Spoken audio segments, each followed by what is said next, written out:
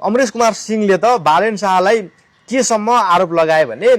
बालेन शाह अहिले प्रधानमन्त्री छन् तर अहिलेको सरकार चाहिँ त्यही महानगरकै टिमले चलाइरहेछ भन्ने आरोप लगाए। यो के भइरहेछ अहिले अमरेश कुमार सिंह र बालेन शाहहरूको बिचमा? अचम्म के छ भने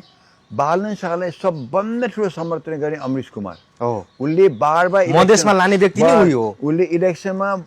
बालेन शाहलाई जिताउँछु म प्रधानमन्त्री उसलाई बनाउँछु भनेकन बार मैले यो कस्तो चाप्लुसी गरेर मैले आत्महत्या गर्छु भने नि प्रधानमन्त्री बनेर म आत्मदाह गर्छु भने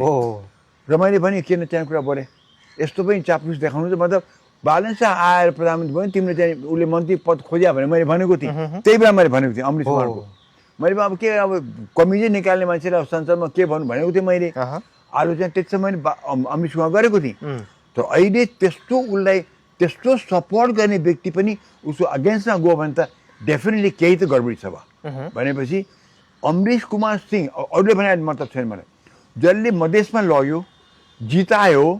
र चाहिँ नि प्रधानमन्त्री उसलाई नै म बनाउँछु न त म आफ्नो आत्मदाह गर्छु भन्ने व्यक्तिले पनि अब प्रधानमन्त्री हटाउनु पर्ने अवस्था आयो कि भन्ने भनेपछि धेरै महत्त्वपूर्ण हो। उसले गाली गर्छन् बालेन शाह गाली गर मलाई गाली गर तिमीलाई गाली आउँछ मलाई पनि आउँछ गाली मतलब चाहिँ हामीलाई त्यो गाली मतलब छैन किन यो त सञ्जालको त उनीहरूको साइबर सेनै छ राम्रो कुरा एकदम बढाएर गर्छन्। अमरेश माथि पो आरोप लाउन थाले त गृहमन्त्री नपाएर चाहिँ अमरेश कुमार सिंह रुँदै हिँडेको भन्ने आरोप लाउन थालिसक्यो एक्ज्याक्टली रासोपाको मान्छेहरूले। त्यही हो त्यो लाउने स्वाभाविक हो किन मैले भनेको थिएँ तिमीले त्यहाँ जुन बालेन शाहलाई प्रधानमन्त्री बनाउँछु आत्मदाह गर्छु भनेका थियौ तिमीले मन्त्री पदको लागि भनेको हो र यो पनि हामीलाई थाहा थियो पछि मन्त्री पद अफर पनि भयो त्यो गृहमन्त्री अफर भएन अर्को कि सानो मन्त्री दिएको थियो उनले चाहिँ मानेन त्यो हामीले सुनेको हौँ अब कति ठिक हो थाहा छैन तर अमरेश कुमारले अस्ति पनि त्यही पार्लियामेन्टमा बोलेको मैले सुने त्यो सुनेपछि म पनि छक्कै परेँ अब डेफिनेटली उनकै पार्टीभित्र उनको त्यत्रो समर्थक भने त्यस्तो समर्थन गर्ने व्यक्ति ऊ तपाईँ राष्ट्रसभाको ओरिजिनल मान्छे होइन नि त पछि फुट्ट पस्याउ नि त सुदन गुरुङ बालेन शाह सँगसँगै पस्या हो त्यही उनीहरू त्यही बेला पसेका हुन् यी सबै बाहिरिया हुन् र बाहिर एक हुन्छ मैले भनेको थिएँ संस्थापकहरू एक पक्ष हुन्छ जसले बनाए पार्टीलाई उठाए पार्टीलाई यो अवस्थामा ल्याए त्यो एक हुन्छन् त्यो रवि शाह ग्रुप हुन्छ यिनी त फटफट आएका बाहिरबाट रवि बाहिरबाट बालेन शाह बाहिरबाट अमरेश बाहिरबाट त्यसै यी त एक ग्याङै हुन्थे कि त त्यो ग्याङको व्यक्तिले जब यो भन्छ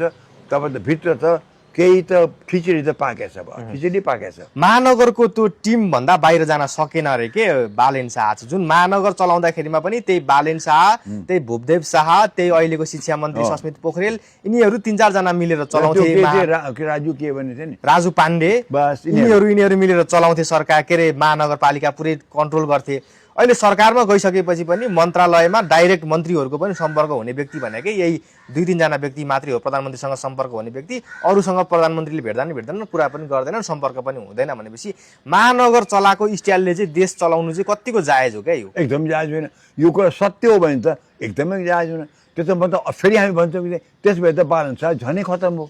झनै खस्क्यो अहिले हामी भन्छौँ where is the prime minister भन्ने कुरा उठिसकेको छ अब जब त्यो साँच्चीकै त्यसलाई भन्छ किचन क्याबिनेट भन्छ कि इन्डियातिर पनि यस्तोलाई किचन क्याबिनेट अब बेडरुमको क्याबिनेट कि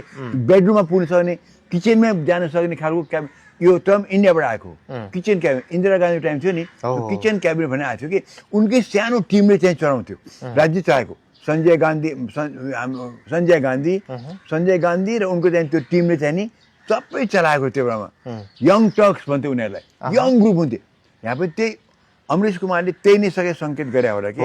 सो होल थिङ इज त्यो हो भने त झनै खतरा भयो। तपाईँ